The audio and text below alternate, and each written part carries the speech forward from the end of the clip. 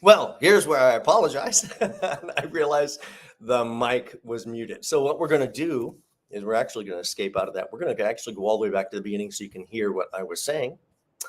And I'm very sorry for that. But hey, you know, that stuff does happen. So we're going to start right here just to let you know what's going on for the week.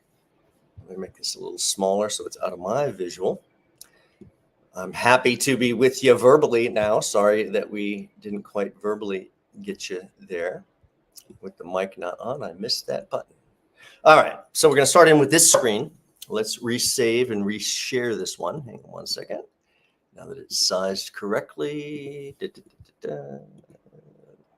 There we go. Let's add it in, and there it is. Now, much better if you can actually hear me. So we're going to start all over again. And sorry for that little ramp up that you couldn't hear. So all this week, that is Tuesday, Wednesday, Thursday, and Friday, we have a really amazing series going on for you here. So the core piece, and maybe this one should go a little larger so you can see it. The core piece here starts today with really reinventing our resume. Resume is the #1 sales document that you need to have for yourself. So if we don't have one, it really doesn't work. It's like a business card. If you don't have a business card, I guess I won't remember you. By the way, if you don't have a business card or your company does not give you a business card, you need to print a business card. It is not brain surgery, but you must have that document. Same thing like you must have a resume. Teach you everything about resumes today. Tomorrow, we're going to teach you how to transform that single sheet of sales document resume into this 3-dimensional sales brochure, which is really going to be all about you guiding that reader to a singular conclusion. I've got to hire this person. I've got to speak with this person, get them in here, get them on the phone.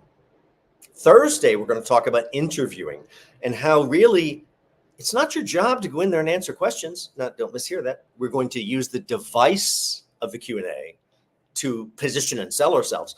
But I'm not there to answer questions. I am there to persuade and sell you about why I'm the very best one. In other words, I'm there to teach you how to select me. That's on Thursday. All the secrets recruiters teach their own candidates. I'm going to teach them to you. Friday, we're going to tell you how to supercharge your job search and really get a very, very different result by taking small little actions. Tomorrow, just so you can see these all again, we're going to skip through these as soon as the animations will clear. That's building your career brand with LinkedIn and how to use it for your job search. Not only how to build that right presentation piece, but how to utilize the tools that are there.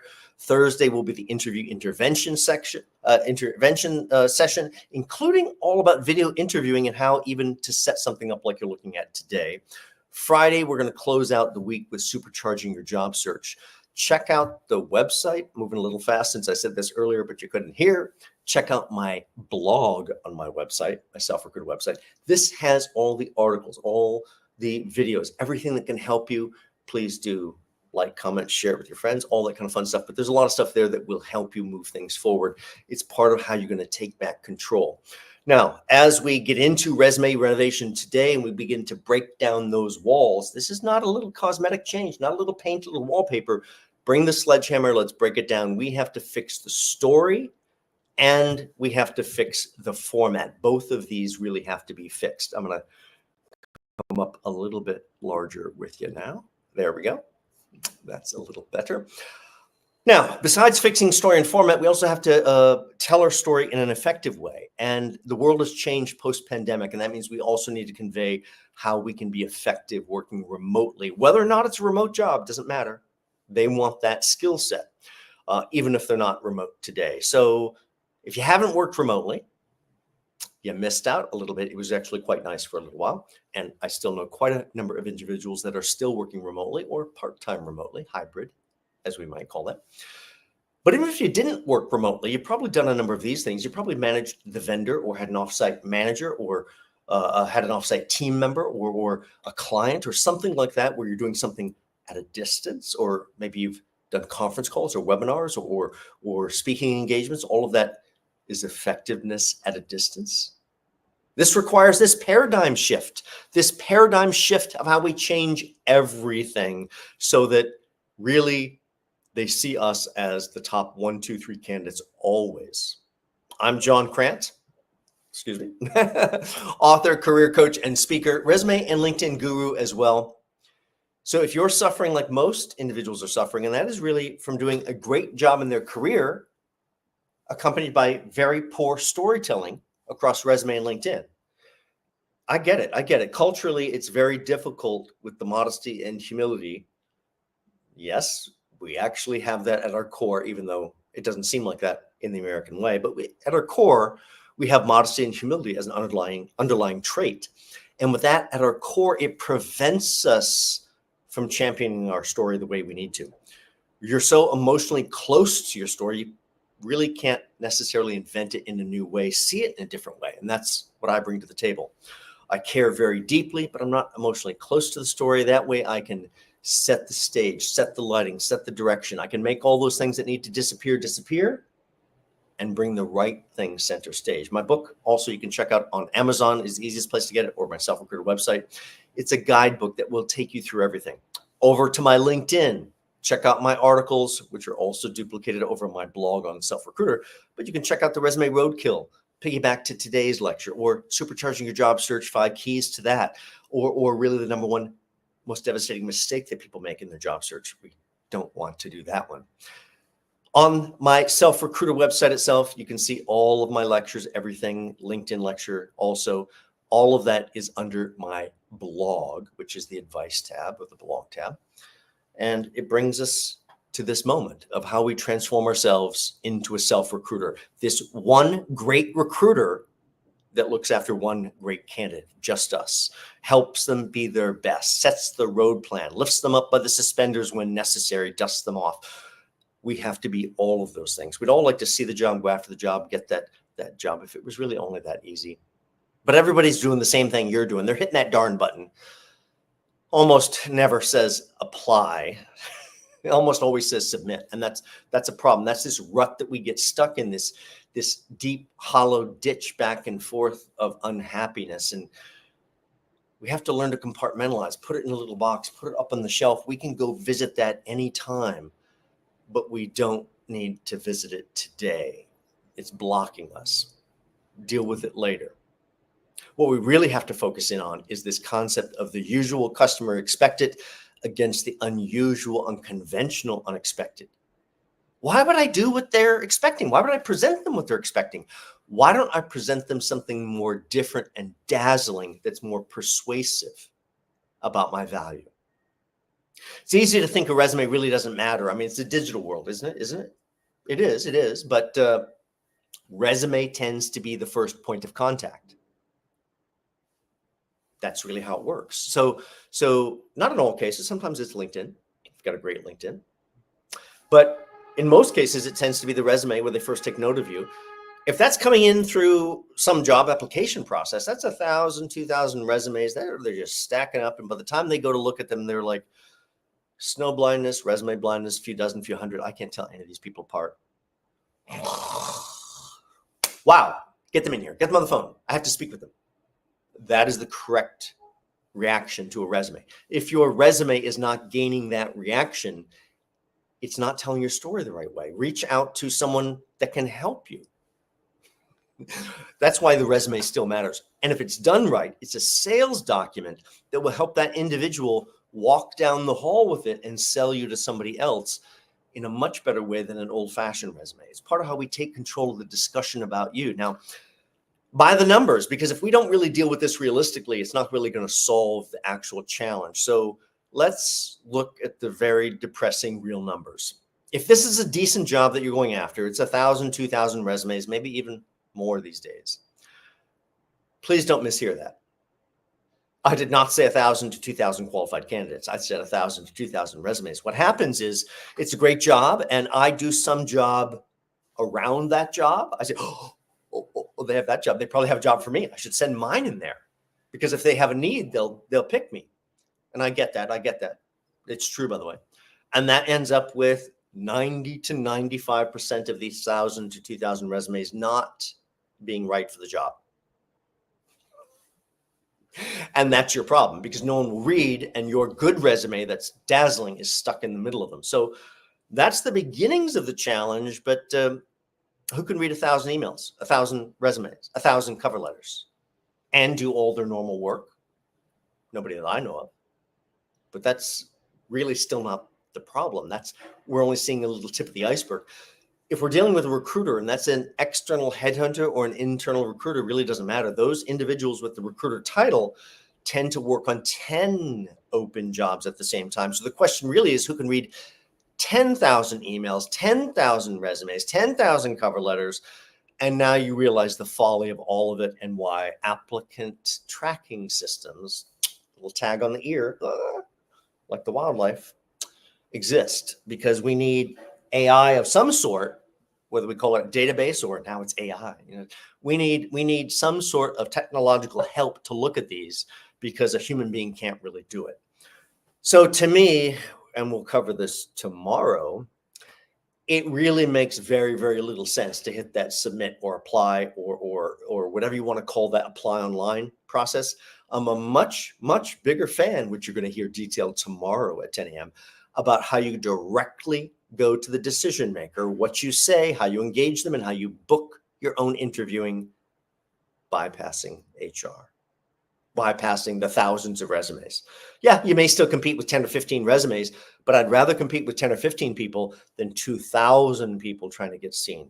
So absorb all that, tune in tomorrow, and you'll understand the rest of how this all works. We have mere seconds to capture their interest, their attention, their fascination with us. How are we going to be capable and qualified? Cookie cutter. But if you're only cookie cutter, that's a problem. Number three, I'll take number three. Number three, I'm paying you less. No, you don't want less? Okay. Number two, number five, doesn't really matter. I'll take any interchangeable. Cookie cutter, perfect. We see the problem with that. So you have to somehow, in your storytelling, you have to be cookie cutter perfect, but you also have to be somehow exceptional, step out of line, be different. And that means you have to put a lot of thought into your storytelling, that you have to think about it. This isn't a quick one and done. This isn't 2 hours of homework and you have your new resume. This is 2 hours of homework and maybe you have your first iteration of your new resume. You'll very likely need 3, 4, 5, 6 iterations of that resume to get to the right resume. The right resume will help the doors fly right off the hinges.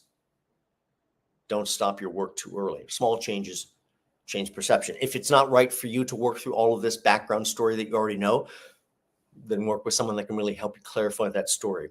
Now, I recommend the process that I do with my own clients. This means we close down for interview or inventory, and we have this deep dive meeting with ourselves.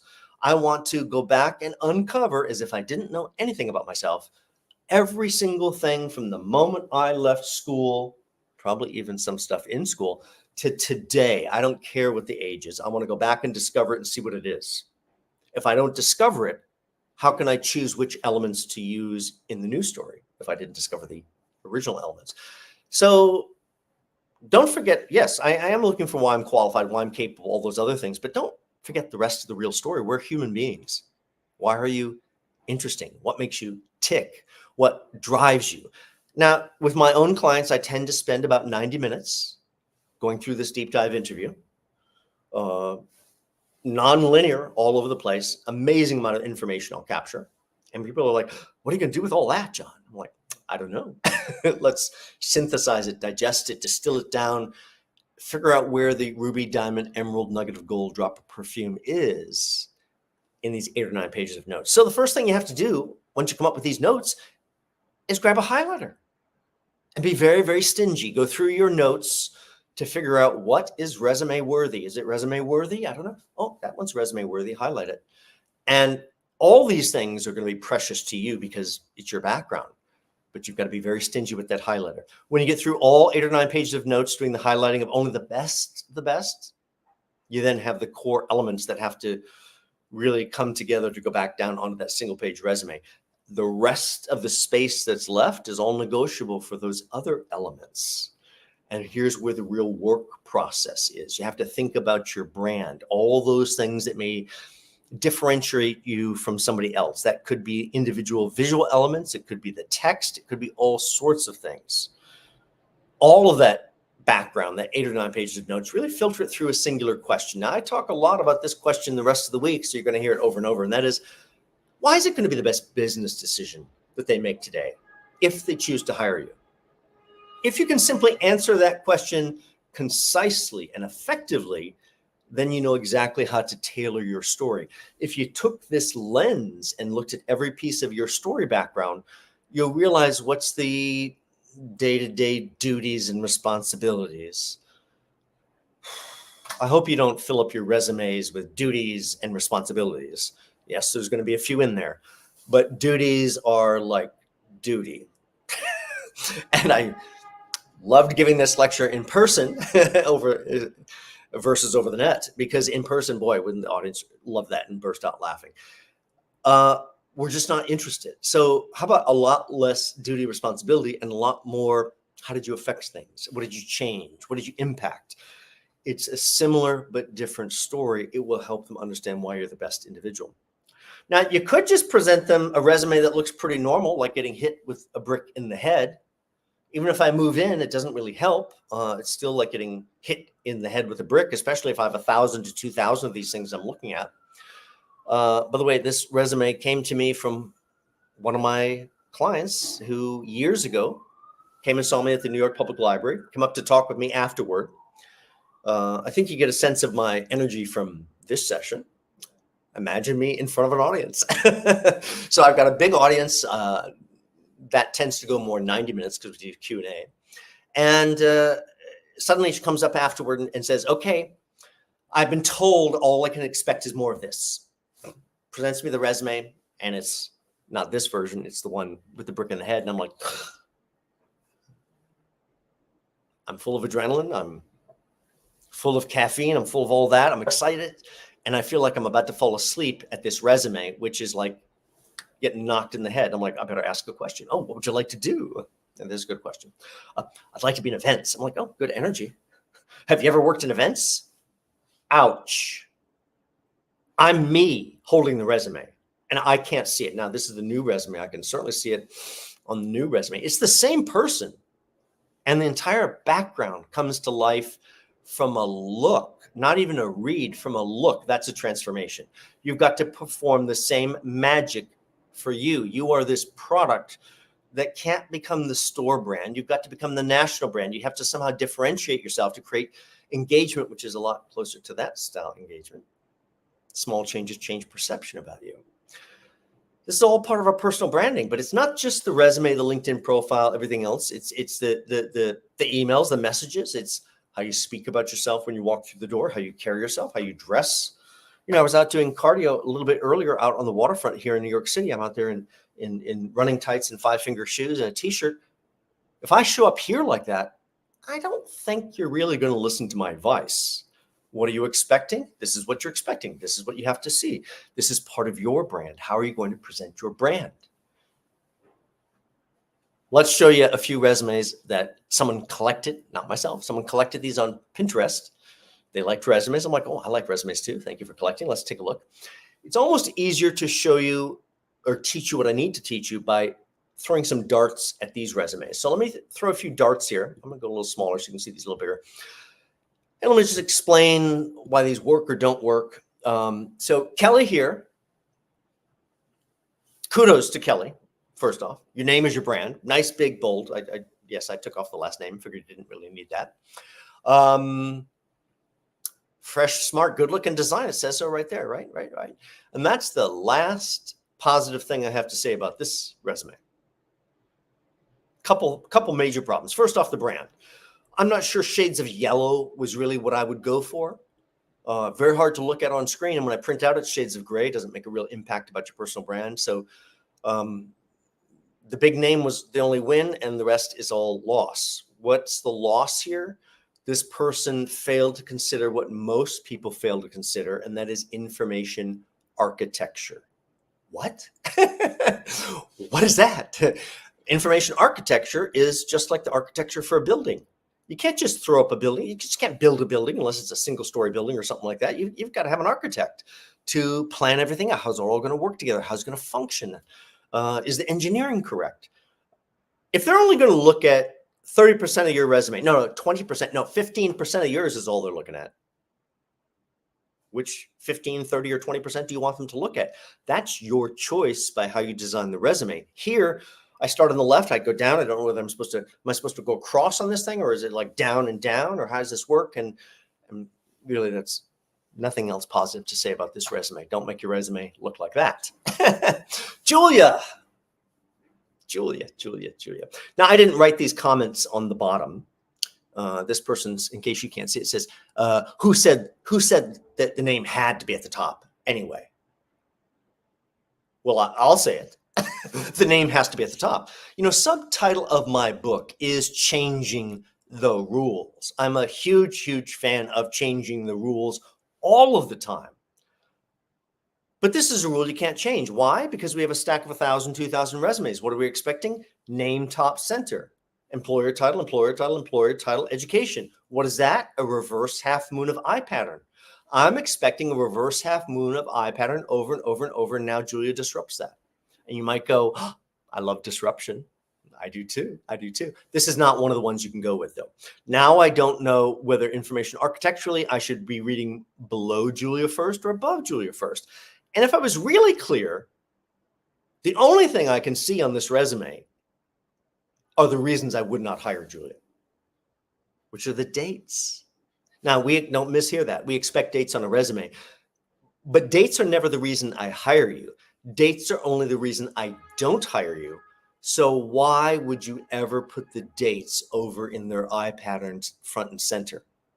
The dates need to be as far away from their eyes, as far away, and smaller, not bold. And don't look here. It's there, but don't look there. Don't look there. Look at my great story that's so captivating. I can't even see the employers. And you might go, well, John, they're blurred out. Yes, somebody blurred them out. I get it. But my point is, the employers are over buried in the middle of the text. Your value is almost exclusively determined by the employers you worked for, not your title. It's the title in conjunction with that employer that sets the value. I can't even see the employers. Therefore, this gets the lowest value possible. Not a very good take. Gosh, I've seen this resume in so many resume books over the years. Please stop copying those resumes out of those resume books that are just full of resumes from 10, 20, 30, 40, 50 years ago that just no longer works. Now, this particular one, Martin here, yes, I pulled off all of his contact information, figured you didn't really need that. Pulled off his last name, that kind of thing. Martin here, though, let's see. Kudos to Martin on his brand. I can't miss it. There it is. It's there, top center. I get it. I'm not really sure it's worth 25% of the entire real estate to tell me your name and contact information. I think that's a very, very poor choice. Also, it's set up an information architecture problem down below with this blue column running down the center and then this other column to the right. Am I supposed to go down that column or column right? Well, how's that supposed to work? And if I'm really honest, all I can see is education, internship, and personal skills. And those are gimmicky labels providing structure. Martin's story doesn't come to life at all. Total dead in the water, non-functional resume. You have mere seconds to capture their interest. How are you going to do it? This is part of your personal branding. Your resume, for some clarity, is about catching or piquing their interest. Your LinkedIn, in my view, is the total polar opposite. It's about closing the deal on you as the very, very best. So if you think about that, that's why the resume is a single sheet of paper, which we're still going to talk about, and the LinkedIn profile becomes a three-dimensional sales brochure all about us that naturally drives that reader to a singular conclusion. We'll teach you all about LinkedIn tomorrow. Both of these documents together are about influence. So you can hit them with the brick in the head resume, which more law firm for you is all they're going to get out of this. They say, oh, law firm, you're a law firm person, more law firm for you. So our personal branding piece of this is about clarity and influence, clarity of our career path and our story, and influencing them about the value of what we've created for whoever we worked for. And it's a very, very different thing. You see, this person who has already worked in events has already done events at the Heller Gallery, at the MoMA, at the Met, at the New York Public Library. They're already doing A+ venues in events. You know where they work now? In events, of course. This is how you create the engagement. So How are you going to create the engagement? Let me come larger again for this next section. We're going to teach you all the secrets right here. Here, 5 steps to creating a winning resume. Coming back to every one of these, you are product 2. Resume, the new definition. Your resume's goals. Understanding stacks of resumes, and the 3-second test. Coming right back to the beginning. You are product 2. When a company chooses to hire you, they're buying a product or they're hiring you for your time and talent. Same type of thing. We may not like this concept, but we have to be thinking about this concept because we've got to elbow room and fight for shelf space on that supermarket aisle type thing out there in the world store to buy our talents type thing. We have a lot we have to do that we have to get motivated about. Resume, the new definition. I hope you have extra pencils or pen or something, marker, lot to write down here. Simple sales sheet that creates desire. Simple sales sheet. Did you notice the resumes that I showed you, or I will definitely be showing you further resumes coming up? Not a single sentence on any of those resumes. Why would I put a sentence on a resume in a world where no one reads any longer? We have to really change our whole perception. Now, our resume has goals. Now, its mission in life is to deliver the interview. Its only mission, its only purpose, deliver the interview. My job of the interview is to let's convince them and teach them how to select me as the very best individual. But the goals for the resume to attain that is a clear, clean, straightforward format. This is a format where the information itself literally jumps off the page for the reader. Whatever I think is most valuable to the reader, not what I want to tell, to the reader, has to be put in a way that can be absorbed. Look at that word, absorbed. I look at it, I absorb it through osmosis. Of course, we have to clearly inform about educational background. Can't hide that piece. Understanding stacks of resumes. So if you didn't listen to me, my clients call me up and they go, oh, John, I have this job I want to go after. Fantastic, fantastic. Don't apply for it. I'm like, what? Don't apply for it. Now, do I understand my clients are going to apply for some jobs? Absolutely. It's human nature. Do I wish they would not apply for the jobs? Absolutely. I'm genuine there. Don't apply for the job, in my view. Do what I teach you tomorrow in my LinkedIn lecture. Reverse search LinkedIn, pick out 25 to 30 people, pull in that net. Those people surround that job, connect with them, influence them, pick out the 3, 4, 5 decision makers and reach out to the decision makers directly. I'll take you through that entire process tomorrow. But if you didn't listen to me and you hit that darn submit button, what happens to that resume? Well, it's going off toward this gigantic black hole in space called the data warehouse. If it reaches the data warehouse, kiss that resume goodbye. You're probably not likely to see that again statistically. So, but on the way to the data warehouse, here's the good part. It's going to stop in front of an individual. As it stops in front of an individual, there's your chance. So what are we looking at? There might be somebody in here. That's stack number 1. They all got to be sorted. Stack 1, 2, 3. Oh, maybe somebody here, maybe, have to come back and take another look. But they don't come back and take another look. They don't come back and take another look because I have this whole incoming river of new resumes. Why would I go back to these people that couldn't quite convey the value to me the first time when I have all new exciting people to look at? Stack 2 becomes a dead end. Stack 3 is a dead end. Thanks, but no thanks. I'm not quite sure why you sent this resume into me, probably because of one of those surrounding jobs I talked about earlier. So there's a challenge. Here's the secret you may not like. The time allotted is 3 to 5 seconds per resume. Not an exaggeration. You will never get longer than 5 seconds, and you're in one of those 3 stacks. Your first goal is you must get your resume into stack 1 or you're dead in the water. In my view, and everything I'm teaching you today is my opinion. Take it with a grain of salt. Let me pitch it a little bit over your shoulder for some luck. It's a 1-page resume unless it's 2. But I hope you see that John is never going to be happy if you do a 2-page resume. There is no one that needs a 2-page resume. You have an editing problem. I had a CEO, this was like 3 or 4 years ago. I was giving a talk at the Department of Labor here in New York City. And I'm talking about LinkedIn. But of course, resume comes up. These are 2 marketing documents about you. And I happen to mention single sheet of paper in all cases. And this guy in back flips out. He's like, oh, come on. What if you've been a CEO and you got a 30-year career? It's never going to fit. Okay, take a breath. I get it. I didn't get my coffee earlier. But that's an editing problem. Now, it's no surprise this guy hires me, sends me his stuff. It is 6 pages of my eyes bleeding. I can't even get through that thing. I'm like, CEO and COO before that and CFO before that and 30 years of endless career that he just couldn't stop talking about it because I love my career. I love what I did. That's fantastic. That makes you good at being the CEO and what you do. And I bet you'd like to be a CEO again rather than be a person that puts people to sleep. You're never getting that to a single sheet of paper. Right down to a single sheet of paper. It's like giant exclamation point. When you rise to that level, you almost need very little accomplishment whatsoever there because the track record is what's speaking with just a little bit of sprinkled detail. The content has to go away and be saved for either LinkedIn or your discussion. Single page resume, unless it's 2. By the way, if you can't wrestle your story, I know someone that's really great at synthesizing your story and presenting it in a very sellable way. Now, what are we looking at? We're looking at your name, which is your brand, your current or last 3 employers or titles, and your educational background. Now, when I would give this talk at the New York Public Library, I'd have people say, oh, John said just put the last 3 employers and titles. I'm like, I did?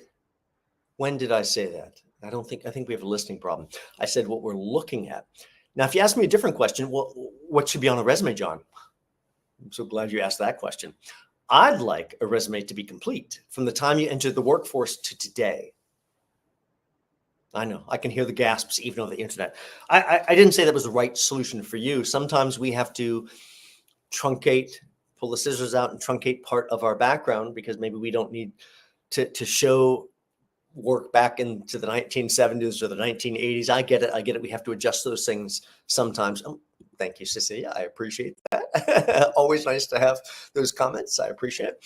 But all of these things, I want to know your foundation.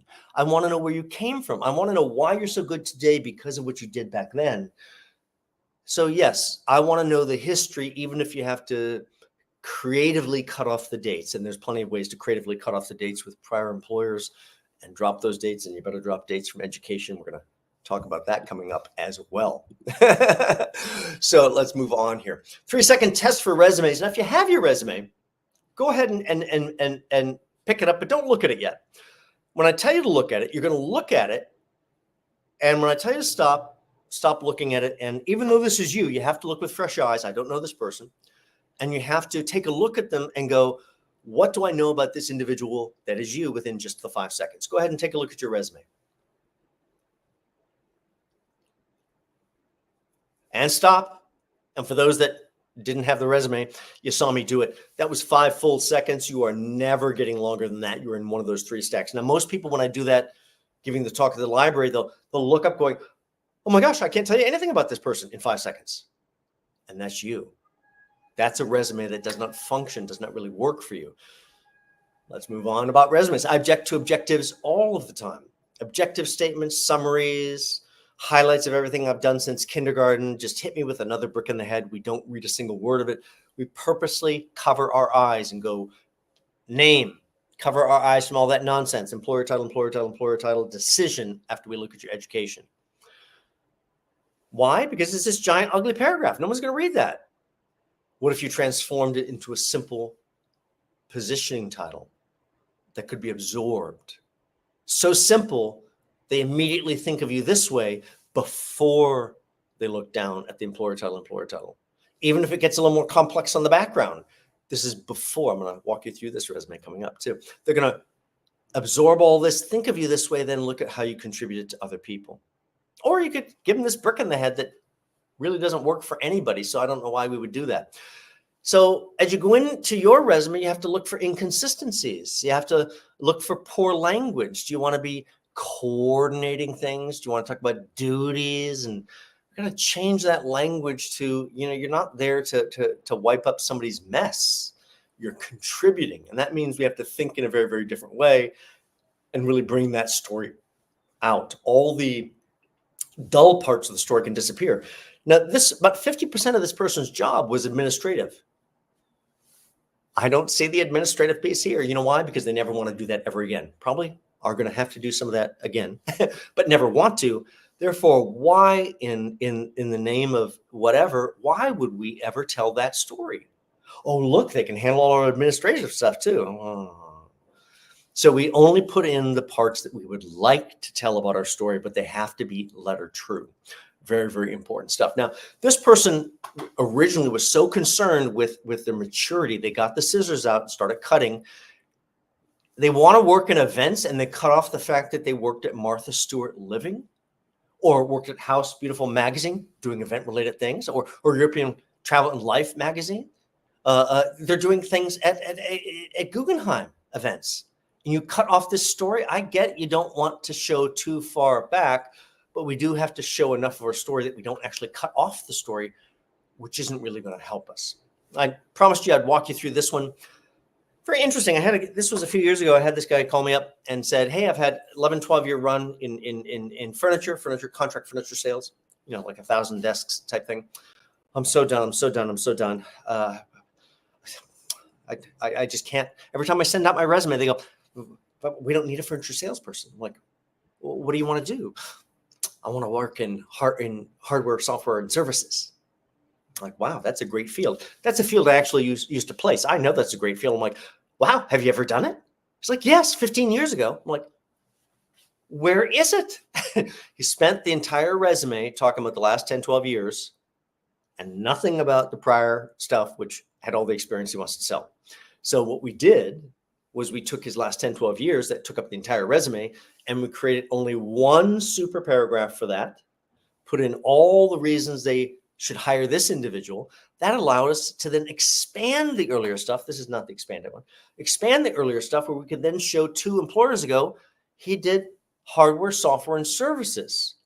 Then we change that top positioning line at the top of the resume, and they pick it up going, hardware, software, services. And they go, oh, $50 million cumulative sales to date, ranked top 10 in revenues every year since 2002. All the reasons to hire this person. Oh, look, and they have hardware, software, services from 15 years ago.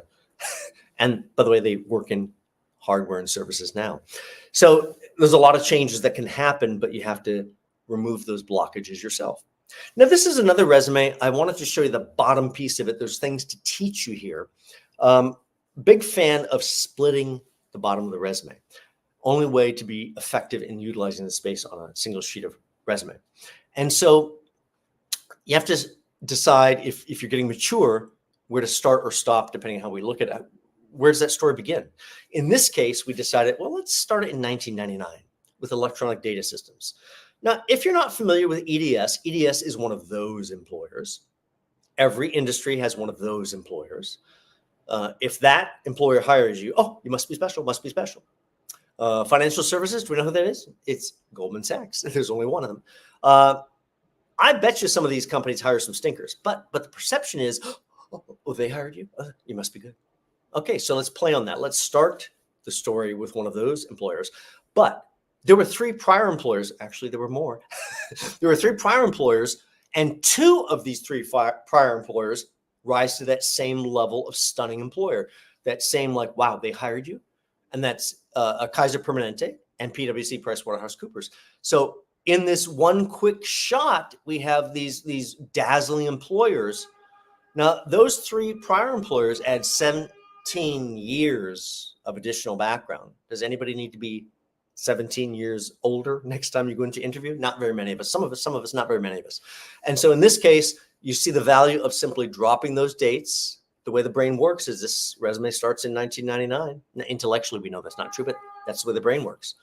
If I drop the dates on the prior employers, I have to drop them off. The education cannot allow them to do mathematics. I do want to point out that University of Maryland is handled differently than the other 2 universities, and that's because they're not equal. A degree, sorry for this word, a degree trumps everything else. So this PMP, and if this is your field, you're probably going, PMP, put it at the top, tattoo it on my forehead. I get it. But it belongs subservient to the degrees. I'm pretty sure that's like the cherry on top of the dessert. They're never going to miss it. Almost the last thing they say, almost has the PMP too. All those things can help you a lot. Make sure to work through all the ways to improve. You've got to work both on the story and the format. Just working on one is not going to solve your real issues. One other thing to think about in terms of your resume, and that is the contact line. I told you not to stack it up like a layer cake, eating valuable real estate. It's a single line, starting with your LinkedIn URL, followed by city, state. No, we don't hire you because you leave it 1, 2, 3, any street. So take that stuff off. Email and cell phone number. Nope, I don't care that you can't get your cell phone number in your house. It's not your home phone number that goes here. It's your cell phone number that goes here. Notice on the outside, and it's all explained here, the two things we want them to do are on the outside. If you're not quite convinced, click on my LinkedIn. If you're already convinced, call my cell. Easiest thing to get to right there. Leave me a message if you can't get me.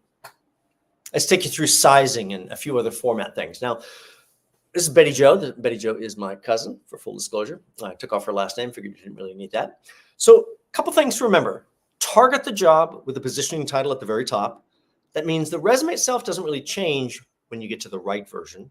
The only thing that changes is this top piece so that you magically morph into exactly what they're looking for. Oh, you're looking just for me, whatever it might be. Then we have to go through the brands and make sure they stand out. The brands, by the way, that's the employers, 10-point bold. If you just start with everything 10-point, we can adjust from there. So brands 10-point bold. The rest of the line, which is comma, location, and date, it's not only not 10, it's not bold. It's 7-point unbold. Yes, you can have different sizes on different lines as long as you make a rule list, and you must follow it religiously for consistency.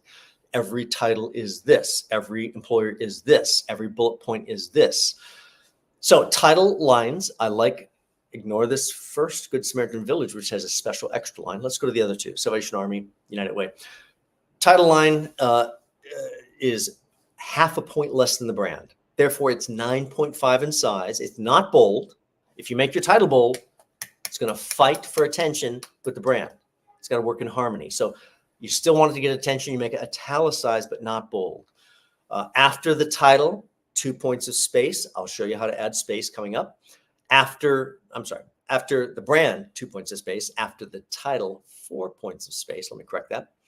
After every bullet is 1.75 points of space. Now, the bullet sizes themselves are 8.5 in size. None of the sizing is written down anyplace. Book, articles, nowhere. So you need to write it down from the lectures. Space between is 1.75. The rest is all history. Make it all consistent, comes out really nice. Make a rule list and stick to it. Now, how do you add that extra space both between the lines and between the characters? Up on my contact line, you'll notice I didn't give you the size there. Let's give you the contact line size. You're sitting down, it's 7-point. 7-point. So if it's 7-point, then what I need to do is it's going to go from this. Let's get it on screen so you can see it. It's going to go from this to like this. Really, I can't see it. And I'm going to go in, I'm going to expand it out till suddenly I can see it again. So let's go over to the screen so you can see it. And I'll make those larger. I'll go a little smaller. And we're going to pull this comment out of the way. Thank you for your comment. Appreciate it. Now your Word may look a little bit different than mine because Word, unfortunately, Microsoft puts out, I don't know, 10, 15 different versions of Microsoft Word for some reason, and they all look different from one another. This is my version on a Mac. It's up to date. It's this year's version. And so learn the concept if yours is different and go find these functions. So I'm going to go under format down to paragraph. And once I get in there, I'm simply going to get this pop-up box. And in the pop-up box, there's a section that says points after. And I'm going to put either 2 points or 4 points or 1.75 points or even after education and professional experience labels. I like those labels, by the way. It's 7-point bold, but hit it with a little bit of gray so it goes into the background and your content comes forward. After those professional experience and education frame lines, I like 8 points of space. So you put an 8 in here. That's simply between the lines. Now, between the characters, this is like the contact line. I simply go in and highlight that entire line, go up under format, now down to the font window. As it comes up, I click the advanced button, and I can either expand or contract the character spacing. By the way, if your bullet point is a little bit too long and dips onto a second line, just a little bit, you can condense the character spacing until the bullet fits on a single line. Don't over condense. I don't really expand anything except the positioning title space at the top if it needs it for just symmetry and look, and the contact line. Everything else is generally about condensing to make it fit. Hopefully that makes a little sense. I'm going to come a little bit larger. It is 3, 4, 5, 6 iterations to get to the right version. If you stop too early, you don't get the real benefits. If it's too much of a challenge for you, then work with someone that's really dynamic at reinventing this kind of story.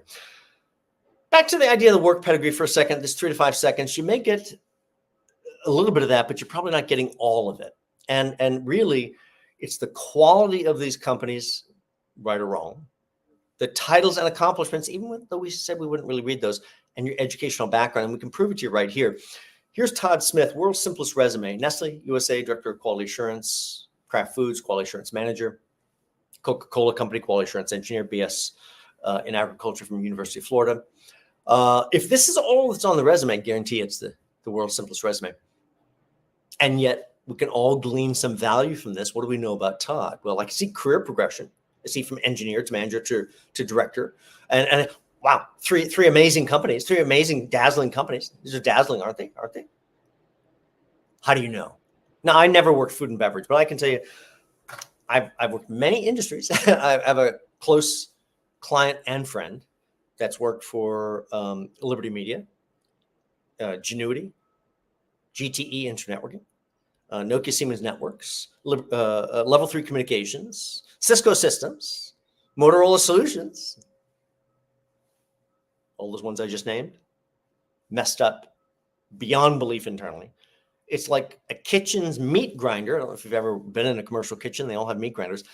Kitchen's meat grinder, basically grinding up their employees and spitting them out in parts. Endless reorganization all the time. It's really shocking and very unpleasant for my client and friend to work in that kind of environment, but that's the track he chose. These food and beverage, are they the same? I have no idea. Are they likely to be the one stunning great company? Probably not. They're probably all messed up just as everything else. So value everywhere, but nowhere to be seen. You see where the value is, and it's the name brand of the company. So if you want to up your value every single time, never, ever again accept a job from a company that the random person next to you has never heard of. If they have not heard of the company, it does nothing to add value to you. Now, you saw a resume with nothing on it, where you either win or lose is those achievements. So they have to be bullet pointed for easiest absorption. It has to have a lot of tangible and deliverable items in there. And that means we're going to focus on these type of things where we affect performance in some way. And that's going to really change everything. To the degrees, have you received in hand your college degree? I know, very strange way to ask it, but I learned to ask it that way as a recruiter when I found out people are lying to me. Really? You know what 3 credits shy of a degree is? No degree. You know what I didn't pay my $166 I still owed my university is? No degree. So truth, whole truth, nothing but the truth. If you have college education but didn't get the degree, you put your university, you put your coursework toward field of whatever it is, but you don't put toward BS and whatever, because that's a little too close to 3-card Monte. There's no 3-card Monte on education. There can be no wiggle room here. All of this is about moving your brand forward, which is about helping them visualize your value, see what you've been able to deliver, get a sense of your energy. Let's give you a last word about Word. I have no love for Microsoft. I would if they wrote great software, but really they write some of the worst crap on this planet. And Word is a great example of really their worst among it.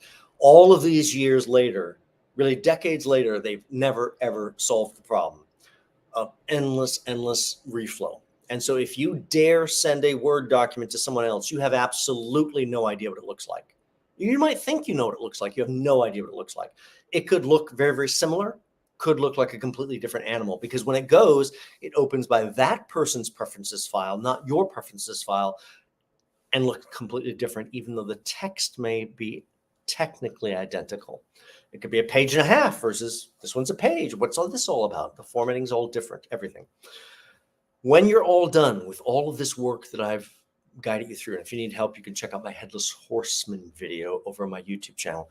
But basically, just transform your Word document into a PDF. And no matter what they ever ask for, no matter who they are, never, ever let a Word document out of your cold, dead fingers, or you'll have no clue what it looks like. Send the PDF, which works in every applicant tracking system. Every single recruiter can work with it, whether or not worth a grain of salt. Wherever you are in your process to reinvent your story on the resume, take your first step. Repeat, repeat, repeat, repeat. This is a refinement process to get to the right version of the resume, the right version of your storytelling. And that doesn't happen in one sitting. This has been Resume Renovation. Tomorrow, we're going to talk about LinkedIn and really how to make it effective for you and make sure it's singing your praises. That's the building your career brand with LinkedIn and how to use it for your job search. That is tomorrow at 10 a.m. Wednesday, Thursday. Week is going so fast. Thursday, we're going to be doing interview intervention plus video interviewing. All the secrets, not only to prepare for the interview, but how to set up your video setup so that you have presence and energy. You want to have a little more energy in interviewing? I give you one of those secrets now. We're just over the hour mark right now. We're about to wrap up, but I'm standing. I'm not sitting in some chair. Yes, I am standing. I'm standing. You know what that does? It frees up my diaphragm. I can have different energy, different vocal. That's part of what I'll teach you tomorrow. That's not tomorrow, Thursday, 10 a.m. Friday, we're going to wrap up the week. Once you have your resume in the right one, once you have your LinkedIn profile singing your praises, once you understand what to do in the interview process, then it is about fine tuning and supercharging your job search to make it much, much more effective. So you're just not sitting by the phone waiting for that phone to ring. That is the Supercharging Your Job Search lecture. All the lectures you can check out over on my SelfRecruiter website. Calendar's at the bottom of the page. If you need more resources, check under the blog. That's where all the other videos and advice is. And understand that job search is a sales process. It's a sales process, and we have to work through it. Check out my website, SelfRecruiter, and we'll see you tomorrow at 10 a.m. Thanks so much. If you need help, reach out at john@selfrecruiter.com. john@selfrecruiter.com. And I'll talk to you guys tomorrow at 10 a.m. Take care. Bye-bye.